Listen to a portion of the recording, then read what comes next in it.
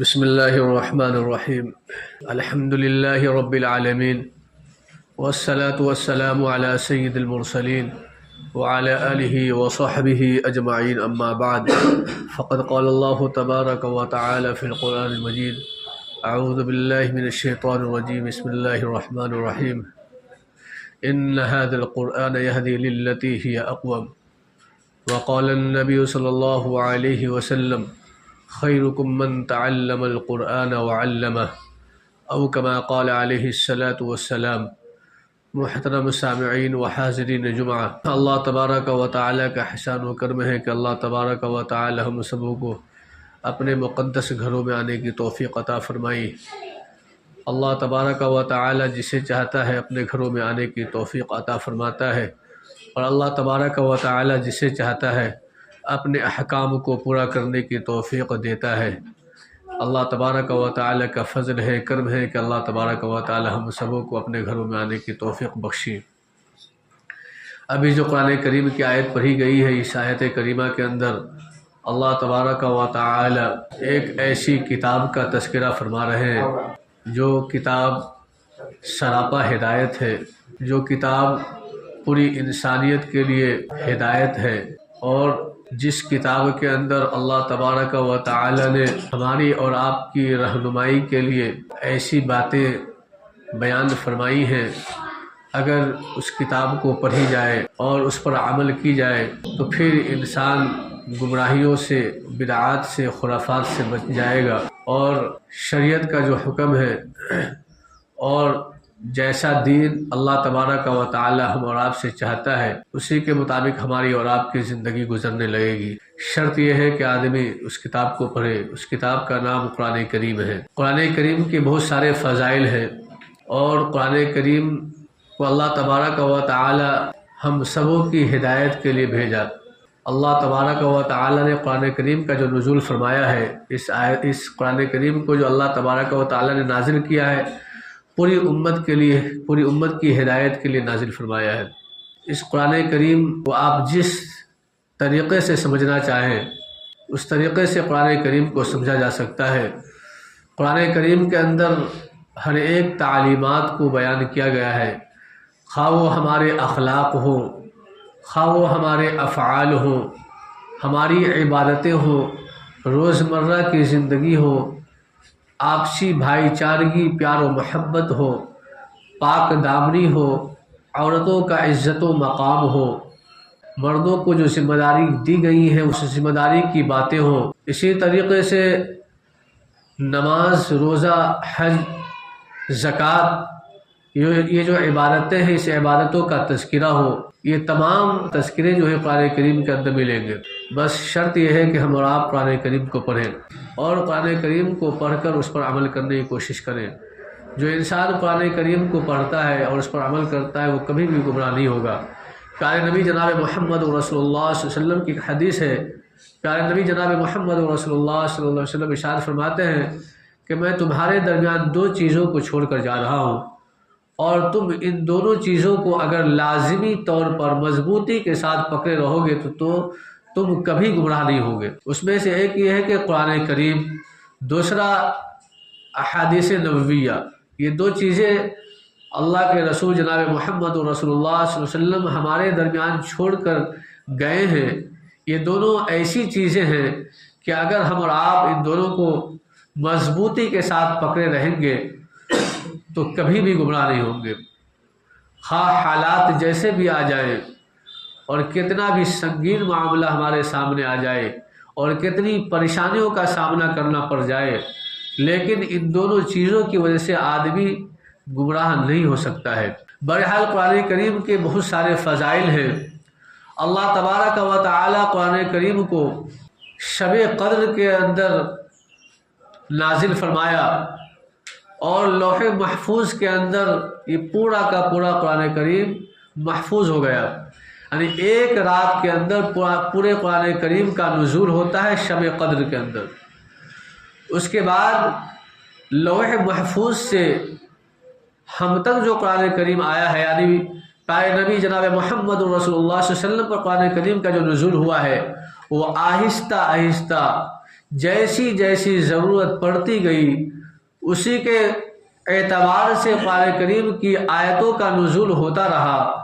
کبھی قرآن کریم کی آیتوں کا نزول ہوا، کبھی قرآن کریم کی سورتوں کا نزول ہوا، کبھی پوری آیت نازل ہوئی ہے اور کبھی پوری سورت نازل ہوئی ہے۔ تو جیسی ضرورت پڑی ہے اور پڑتی گئی ہے اسی اعتبار سے قرآن کریم کا نزول ہوتا رہا ہے، اور یہ پورا کا پورا عرصہ جو ہے قرآن کریم کے نزول کا دنیا کے اندر 23 سال کا عرصہ ہے۔ ایک رات کے اندر اللہ تبارک و تعالی نے قرآن کریم کو نازل فرمایا، اور وہ رات شب قدر ہے، اور قرآن کریم کو نازل فرما کر لوح محفوظ کے اندر محفوظ کر دیا گیا، اور پھر وہاں سے ترویجاً آہستہ آہستہ جیسی جیسی ضرورت پڑتی گئی اسی اعتبار سے پیارے نبی جناب محمد رسول اللہ صلی اللہ علیہ وسلم پر نازل کیا گیا۔ حضرت جبرائیل علیہ السلام تشریف لاتے تھے قرآن کریم کی آیتوں کو لے کر اور قرآن کریم کی صورتوں کو لے کر، اور وہ آیتیں اور وہ صورتیں اللہ کے رسول کو سنایا کرتے تھے، اور وہاں پر جو کاتب وحی ہوا کرتے تھے اسے لکھا بھی کرتے تھے، اور پیارے نبی جناب محمد رسول اللہ صلی اللہ علیہ وسلم صحابہ کرام کو سنایا کرتے تھے، اور صحابہ کرام رضی اللہ تعالی عنہم اجمعین نے تابعین کو بتایا سنایا، اور تابعین نے تبع تابعین کو بتایا اور سنایا، اور تبع تابعین نے بعد کے لوگوں کو بتایا سنایا، اور اسی طریقے سے یہ سلسلہ چلتا رہا، اور چلتا چلتا یہ سلسلہ ہم تک پہنچا۔ ابھی جو آپ دیکھ رہے ہیں قرآن کریم کی پوری کتاب کی شکل، یہ قرآن کریم کی کتاب کی شکل پہلے زمانے میں نہیں ہوا کرتی تھی، بلکہ پہلے زمانے کے اندر سینہ بسینہ ہوا کرتا تھا۔ ایک آدمی کسی سے سنتا تھا، اس سے دوسرا آدمی سنا کرتا تھا۔ جس طریقے سے پیارے نبی جناب محمد رسول اللہ صلی اللہ علیہ وسلم کو حضرت جبرائیل علیہ السلام آ کر سنایا کرتے تھے، اسی طریقے سے اللہ کے رسول جناب محمد رسول اللہ صلی اللہ علیہ وسلم صحابہ کرام کو سنایا کرتے تھے، اور ایک دوسرے کو سناتے رہے اور ایک دوسرے کو بتاتے رہے، اسی طریقے سے یہ قرآن کریم ہم تک پہنچا ہے۔ ابھی قرآن کریم کی کتاب کی شکل آ گئی ہے۔ صحابہ کرام کے زمانے کے اندر جب پیارے نبی کا وصال ہو جاتا ہے تو صحابہ کرام رضی اللہ تعالیٰ عنہ اجمعین کے زمانے کے اندر قرآن کریم کو مرتب کرنے کا، قرآن کریم کو یکجا جمع کرنے کا اور یکجا کرنے کی کوششیں کی گئی ہیں۔ اس کے بعد جو ہے اس زمانے کے اندر بڑے بڑے صحابہ سے مطالبہ کیا گیا، اور بڑے بڑے صحابہ سے بات کہی گئی اور ان کے سامنے بات پیش کی گئی، لیکن کسی کی بھی ہمت نہ ہوتی تھی کہ قرآن کریم کو کیسے لکھا جا سکتا ہے۔ بہرحال قرآن کریم کو ایک زمانے کے اندر لکھا گیا، اور جب لکھا جاتا ہے تو قرآن کریم کہیں پر جو ہے چمڑے پر لکھا ہوا ہوتا ہے، کہیں ہڈیوں پر، کہیں کاغذوں کے ٹکڑے پر، تمام کو جمع کیا جاتا ہے، اور جمع کرنے کے بعد یہ قرآن کریم کتاب کی شکل اختیار کر جاتی ہے۔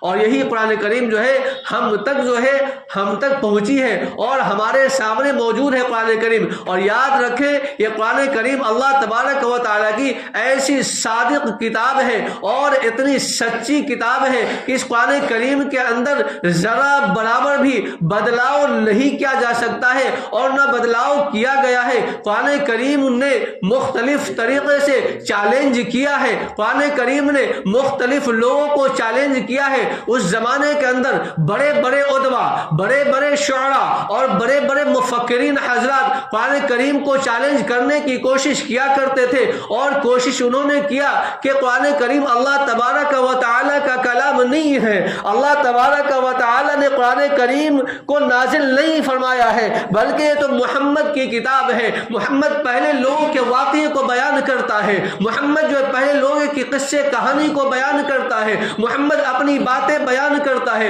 محمد اپنے تعلق سے باتیں بتاتا ہے تاکہ لوگ ان کے پیروکار بن جائیں، تاکہ لوگ ان کی پیروی کرنے والے بن جائیں، تاکہ لوگ ان کو ماننے والے بن جائیں۔ لیکن قرآن کریم چیلنج کرتا ہے، اگر تم یہ کہتے ہو کہ قرآن کریم اللہ تبارک و تعالیٰ کی کتاب نہیں ہے، تمہارا یہ ماننا ہے کہ اللہ تبارک و تعالیٰ کا کلام نہیں ہے، تو تم اس جیسی کتاب پیش کر دو۔ لیکن لوگ عاجز ہو گئے اور قاصر ہو گئے، گھٹنے ٹیک دیے، قرآن کریم کی کتاب کو پیش نہیں کر سکا کوئی بھی انسان۔ اللہ تبارک و تعالیٰ دوسری آیت کریمہ کے اندر چیلنج کرتا ہے، اگر تم قرآن کریم کی پوری ایک کتاب پیش نہیں کر سکتے تو تم ایک سورت کو پیش کر دو۔ اگر تمہارے اندر ہمت و استقلال ہے تو ایک سورت کو پیش کر دو، لیکن ایک سورت بھی انسان پیش نہیں کر سکا اور نہیں کر سکتا ہے، لہذا کوششیں کی گئی لیکن لوگ پیش نہیں کر سکے۔ پھر اللہ تبارک و تعالیٰ تیسرا چیلنج کرتا ہے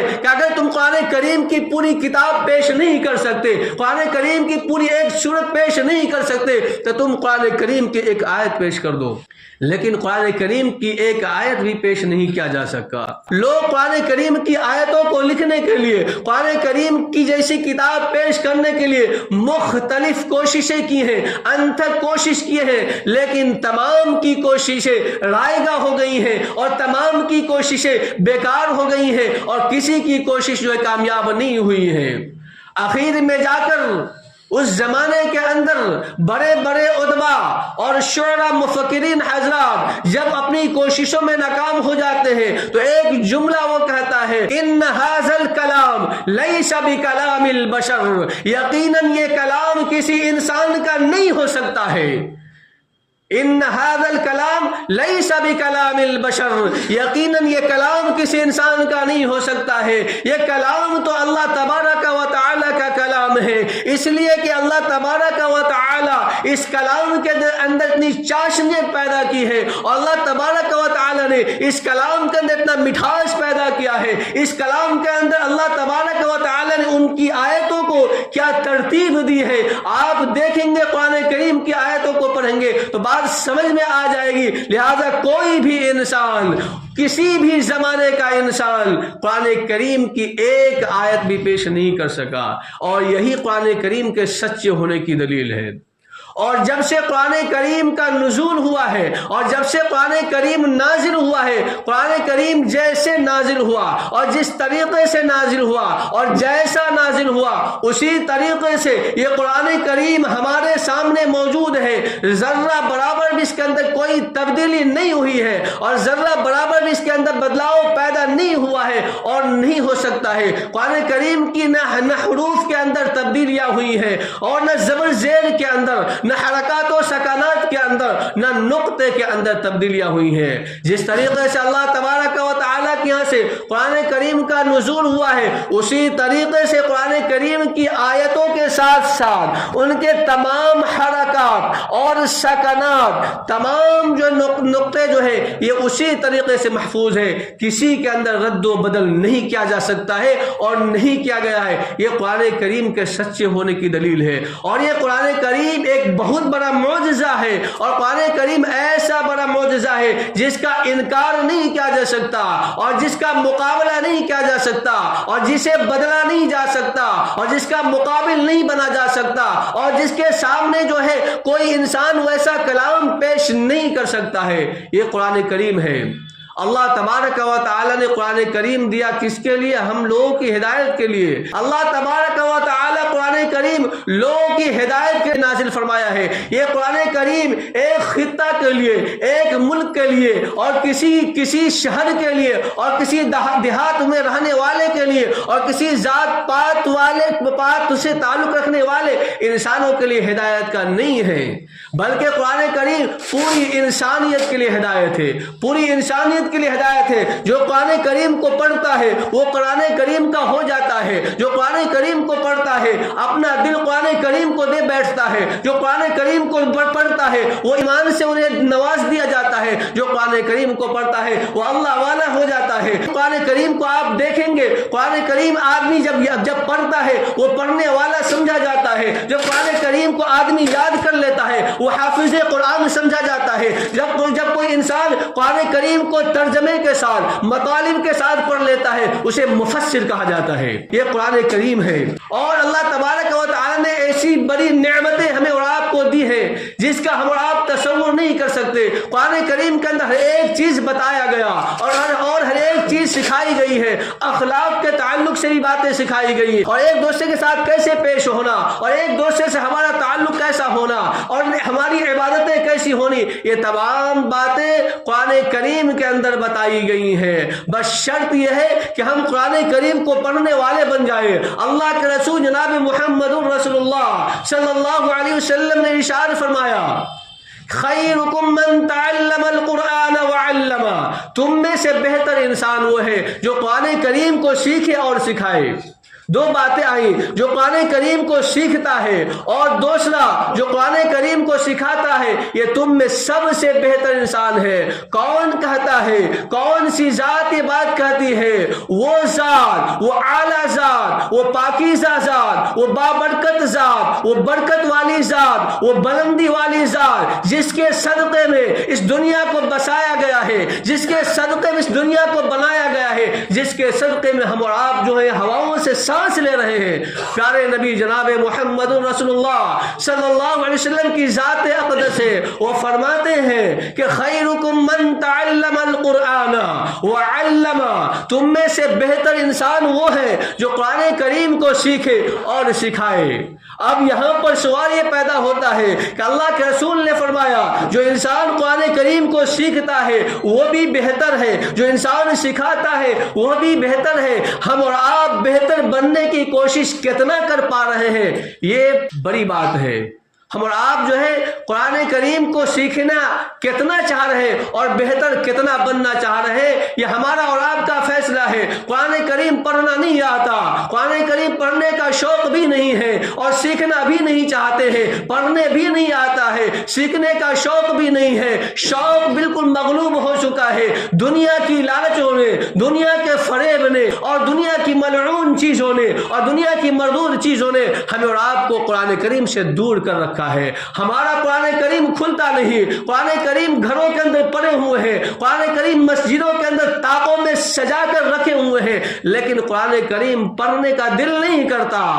قرآن کریم پڑھتے نہیں ہیں. جب ہمارے گھروں کے اندر کسی کی وفات ہو جاتی ہے، کسی کا انتقال ہو جاتا ہے تو اس وقت قرآن کریم کھلتا ہے، اس وقت قرآن کریم پڑھتے ہیں. یا شعبان کا مہینہ آتا ہے، ایک رواج جو بنا ہوا ہے کہ شعبان کا مہینہ آتا ہے تو شعبان کے مہینے میں قرآن کریم کو کھولا جاتا ہے تاکہ اپنے مردے کو، اپنے مرحومین کو قرآن کریم پڑھ کر ثواب پہنچایا جائے. نہیں، قرآن کریم ایک مہینے کے ساتھ خاص نہیں ہے. قرآن کریم ایک مہینے میں پڑھنے والی کتاب نہیں ہے کہ صرف شعبان کے مہینے میں پڑھی جائے گی. قرآن کریم کسی کے مرنے پر پڑھنے والی کتاب نہیں ہے کہ کوئی مرے گا پھر تب اس کے بعد جو قرآن کریم پڑھی جائے گی. نہیں، قرآن کریم تو پوری انسانیت کے لیے ہدایت ہے اور قرآن کریم تو ہر دن پڑھنے والی کتاب ہے. ہر دن قرآن کریم پڑھی جائے گی. پوری دنیا کے اندر آپ دیکھیں گے سب سے زیادہ پڑھے جانے والی کتاب، آپ ریسرچ کر دیکھ لیجئے،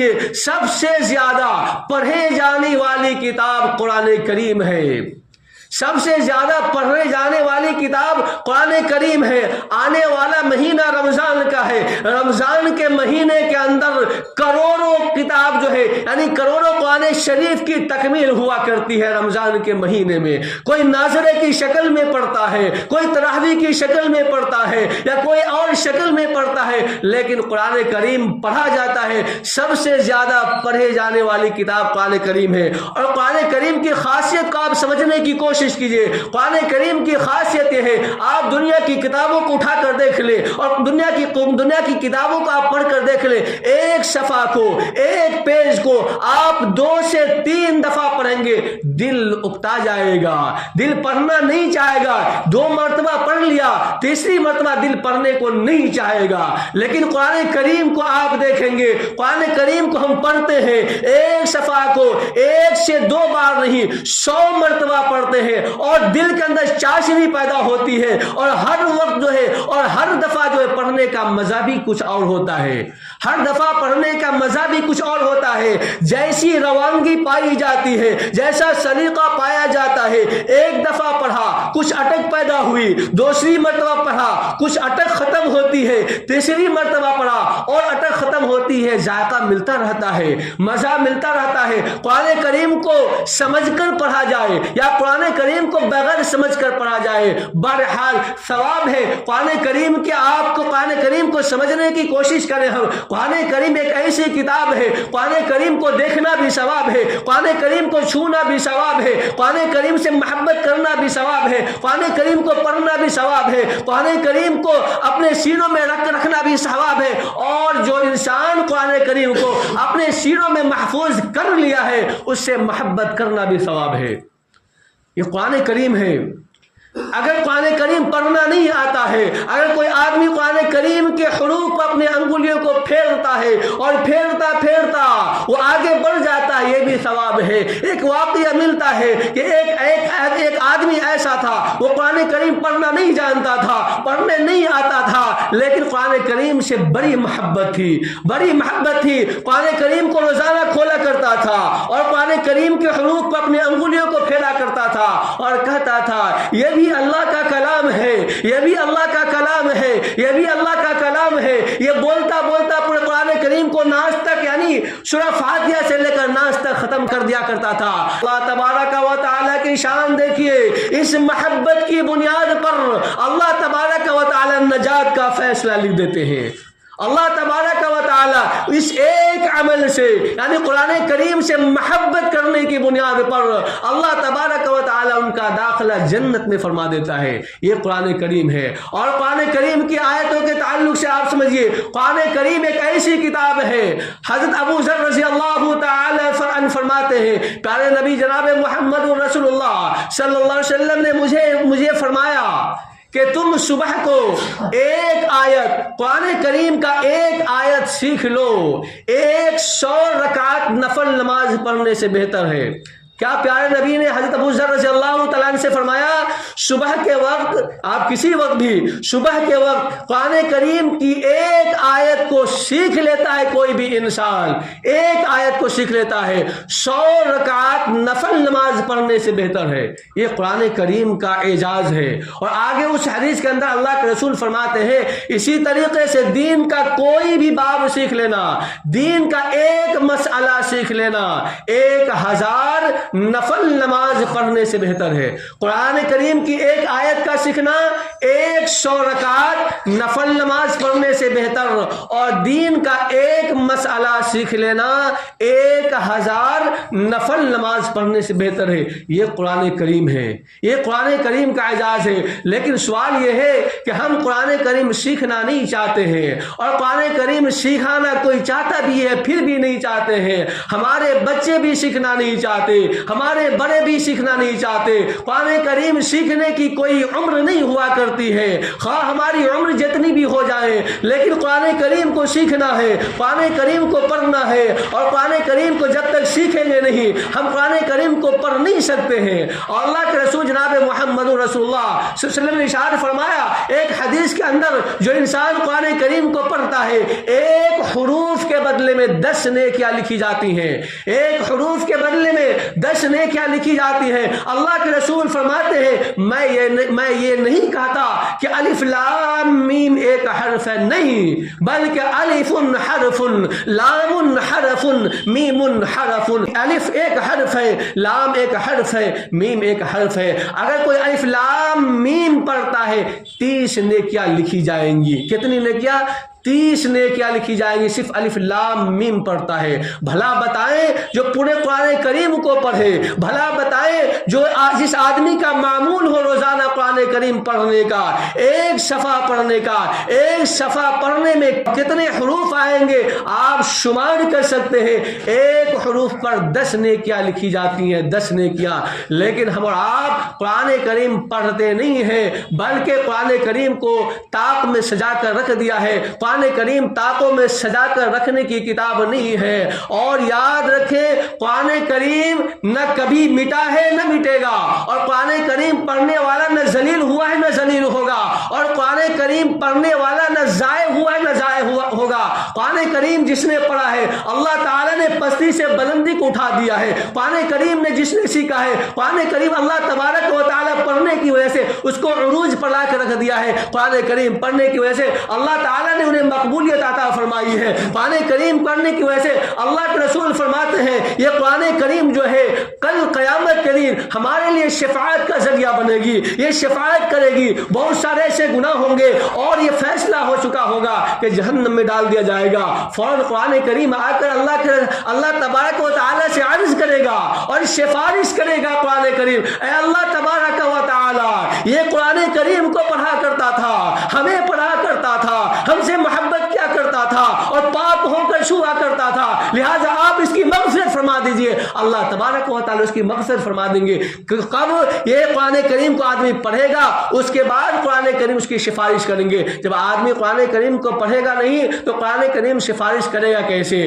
لہٰذا قرآن کریم پورے سال اور پوری زندگی پڑھنے والی کتاب ہے. کسی کے مرنے پر پڑھنے والی کتاب نہیں ہے اور کسی مہینے کے ساتھ خاص یہ کتاب نہیں ہے کہ رمضان کے مہینے میں پڑھی جائے گی اور شعبان کے مہینے میں پڑھی جائے گی. کسی کی وفات ہو جائے گی تو پڑھی جائے گی, گھر کی اوپننگ کری جائے گی تو پڑھی جائے گی, اور کہیں پر دعا کے لیے محفل سجائی جائے گی تو پڑھی جائے گی. نہیں, بلکہ ہمیشہ پڑھی جانے والی کتاب ہے. لہٰذا قرآن کریم کو سے تعلق اپنا بنائیں, اور جب ہم اور آپ قرآن کریم سے تعلق اپنا بنائیں گے اور تعلق قائم کریں گے تو اللہ تبارک و تعالی کبھی ضائع نہیں کرے گا اور کبھی گمراہ نہیں کرے گا. وہ حدیث پھر سے دوبارہ سن لیجئے, پھر بات ختم کرتے ہیں. اللہ کے رسول نے فرمایا کہ میں تمہارے درمیان دو چیزیں چھوڑ کر جا رہا ہوں, جو مضبوطی سے اسے پکڑ لے گا کبھی وہ گمراہ نہیں ہوگا.